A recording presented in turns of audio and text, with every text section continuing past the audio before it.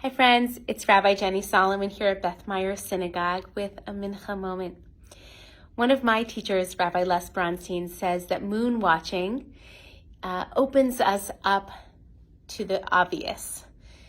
And the obvious is the locus of the profound. Moon watching opens us up to the obvious, and the obvious is the locus of the profound. So what I take his words to mean is that, as we look up in the sky and we watch the moon, and as a Jewish people, we are primarily a lunar tradition. We base our calendar primarily on the cycle of the moon. And so when we look up and we watch the moon, we kind of know what's going to happen, right? We start off with a new moon, the smallest sliver, almost imperceivable. And over approximately the next 15 days, the moon waxes and grows into a full moon, and then it wanes, and the cycle begins again. And so on the one hand, this is quite obvious. We can look up in the sky and we see what we see. But according to Jewish tradition, that process of waxing and waning and the way in which the rhythms of the Jewish year ride on the moon cycle actually open us up to a lot of profound truths and a lot of profound teaching. And so I want to build off the moon in this afternoon moment of peace. And that is, of course, last week we observed the saddest day in the Jewish calendar, the 9th of Av. And so if you're following along with the moon, the 9th of the month of Av, the day in which we mourn the destruction not only of the temples in Jerusalem, but so many other catastrophes that have befallen the Jewish people, that moon is a waxing moon.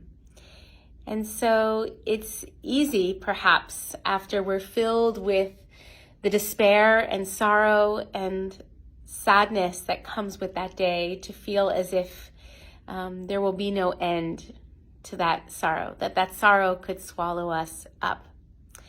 But according to our tradition, Tu B'Av, the 15th of the month of Av, which takes place on Wednesday, tomorrow, is the day in which we celebrate love. So it's sort of the Jewish version of Valentine's Day. And what I love about the placement of this day of love is that it comes on the heels of Tisha B'Av, this saddest day of the Jewish year. So we look up and we see a waxing moon on the 9th of Av. Our hearts are filled with sorrow and despair. And then we are reminded that in just a couple of days, we will have a midsummer yellow, white, full moon lighting up the sky, and a day, Tu B'Av, to be reminded that love can come from our suffering, that our grief can open itself up or break our hearts open and prepare us to love, not only once again, but perhaps to even find new love. So in ancient times, our tradition teaches that the young women would go out into the fields dressed in white in the summer on the day of Tu B'Av, looking for suitable partners, looking for a love connection. We don't exactly do that today, maybe on JDate or other apps. But it is a day to celebrate love and to celebrate connection and romance, and also just being open-hearted.